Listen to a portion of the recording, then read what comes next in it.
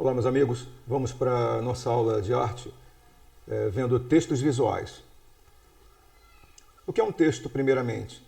Apesar de ser uma pergunta bastante simples, né, comum, muitos acreditam que seja apenas um objeto escrito. Devemos ir além dessa definição. Nas práticas do dia a dia, fazemos uso de diversas palavras como conhecimento, educação, ideologia, etc.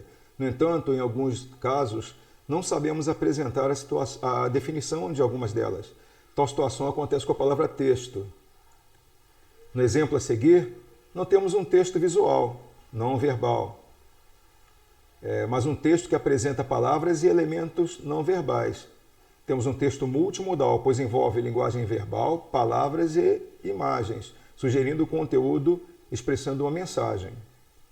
Então, olha só, no nosso texto aqui, ó, rei mora no trono, peixe mora no mar, eu moro nesse mundo para poder te amar. Então, temos aqui um texto escrito, um texto verbal, ok? E aqui no caso, não só verbal, como também um texto com elementos não verbais, um chamado texto multimodal.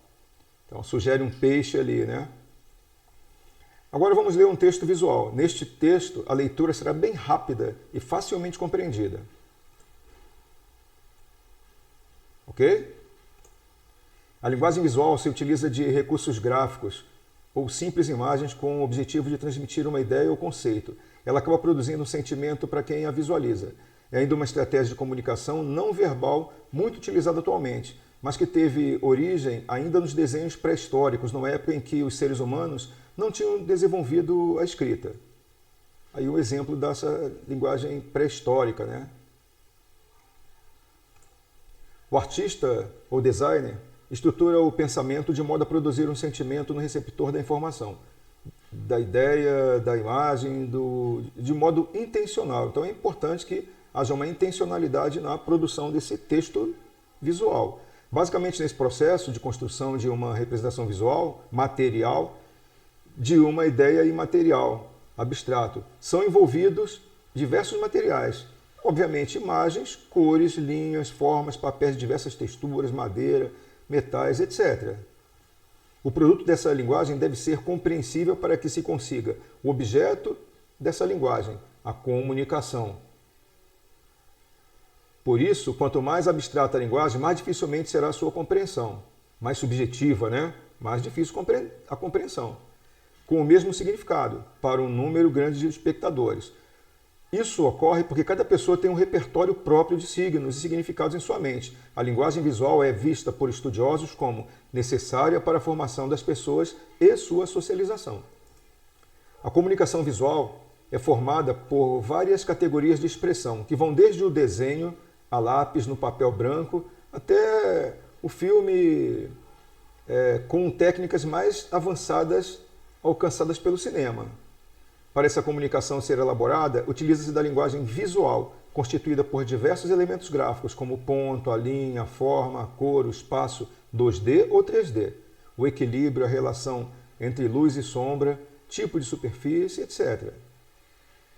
Por que imagens são poderosas, né? Então, a imagem ao lado aí, as imagens são altamente sugestivas, o que significa que elas provocam uma forte resposta emocional no espectador. As imagens são processadas cognitivamente mais rapidamente do que um texto escrito, para que o significado possa ser transmitido de maneira rápida e eficaz por meio de imagens. As imagens são abertas à interpretação, elas podem atrair muitos espectadores diferentes e podem ser usadas em diversos contextos. No entanto, estão abertas a variações sociais, culturais, contextuais e individuais nos significados que transmitem. Então, essa imagem que nós temos aí pode significar algo para um determinado indivíduo e outra totalmente diferente para outro, né? Por exemplo, um casal ou uma partida, né? Os pássaros parecem que estão indo, né, adiante, e elementos visuais ali, postes de iluminação, são colocados na mesma imagem também. Vejamos algumas técnicas de representação visual, muito importantes.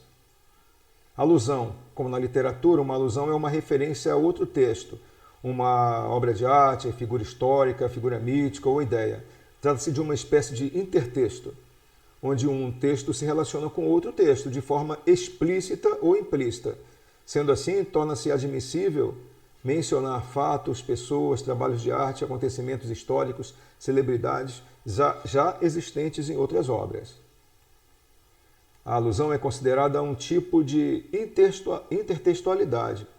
É uma figura de linguagem que favorece a ligação sutil entre textos.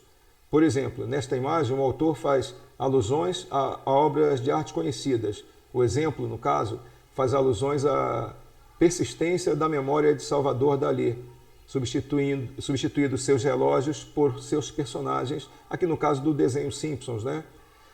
Para que o entendimento seja alcançado, é preciso que o leitor ative a memória para relembrar conhecimentos anteriormente adquiridos, claro, da obra de Salvador Dalí para relacionar com o desenho Simpsons. Linguagem corporal. Sempre usamos a linguagem corporal na comunicação do dia a dia. Um gesto com as mãos, um olhar, um sorriso de aprovação, um olhar de reprovação, etc. São exemplos de linguagem visual. É a linguagem não verbal que enfatiza ou altera o significado da linguagem verbal. Nós podemos falar gestos positivos ou falar com gestos negativos, olhar negativo. Mesmo a mensagem pode ter um sentido diferente. Falamos com os outros através dos movimentos do corpo, postura, contato visual, gestos com as mãos, tom e volume da voz, expressões faciais e microexpressões que têm significado para nós e para a nossa audiência. Quanto mais você conhece a pessoa, mais você vai conhecer as expressões que ela faz ali nos seus olhos, na sua cabeça, no seu corpo. E aqui o exemplo, né? À esquerda, o desenho, e à direita, a figura humana. Olhar, bem interessante, né? Refere-se ao local onde a figura na imagem está olhando. São técnicas, né, aqui, então, duas possibilidades, olhar direto ou não olhar. Demanda é quando ocorre o olhar direto, a imagem olha diretamente, a figura da imagem olha diretamente. Está olhando, no caso aqui, essa imagem, olhando para nós, é uma demanda aqui, né? A oferta é um termo usado quando a figura olha para outro objeto na imagem, encorajando-nos a olhar para esse objeto também. No autorretrato de Elizabeth Vide Lebrun, a artista se representa olhando diretamente para o espectador, com um olhar de demanda. Algumas pessoas fazem fotografias e, ao contrário, olham para outro ponto e não para o foco da câmera. Cores. O uso de uma cor pode ser simbólico e a escolha da cor em uma imagem pode ser usada para representar sentimentos e humor. O significado que os espectadores fazem depende do contexto e é fortemente influenciado por convenções históricas e culturais.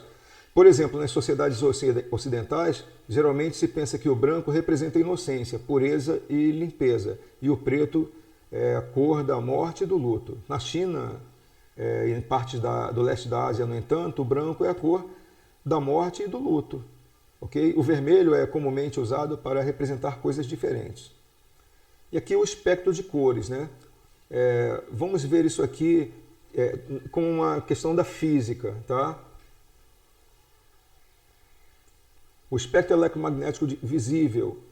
O espectro visível diz respeito às ondas eletromagnéticas cujas frequências são localizadas entre o infravermelho e o ultravioleta. Essas ondas, que têm frequências que se estendem de 4,3 vezes 10 elevado ao 14 Hz, então são pulsos por segundo, até 7,5 vezes 10 elevado a 14 Hz. São aquelas que podem ser percebidas pelo olho humano, interpretadas pelo cérebro. Pessoal, esse 10 elevado ao 14 significa 1 mais 14 zeros, tá?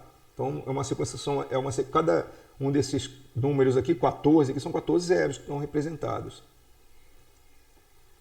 Espectro humano, aliás, cores do espectro eletromagnético.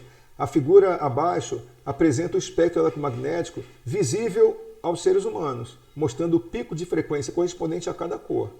Ok? Então nós temos ali as ondas de rádio, micro-ondas e infravermelho ali acima, e abaixo ultravioleta, raio-x e raios gama.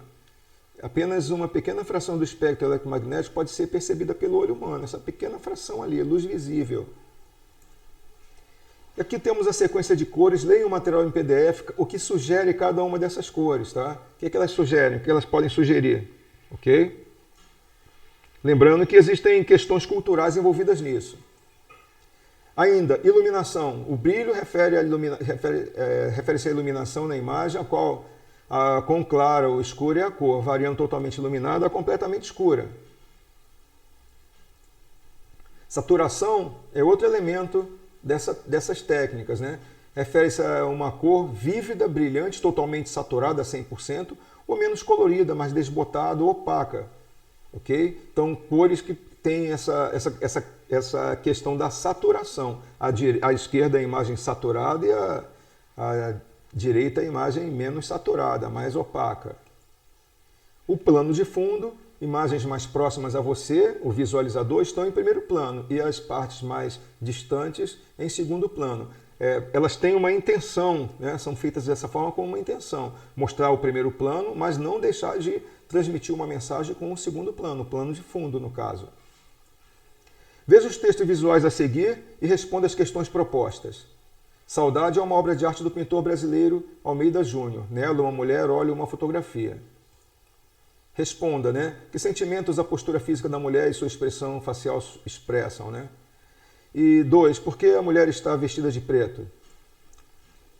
Na questão seguinte, temos aí a tirinha, os 4 quadrinhos aí da Turma da Mônica, né? Cascão e Cebolinha. Por que as duas personagens ficaram de cabeça para baixo no quadrinho 4? Explique a cena, ok? Envie apenas as respostas, pessoal. Folha identificada com nome, turma, data de hoje, ok? Estou aguardando a participação de vocês, então. Mãos à obra.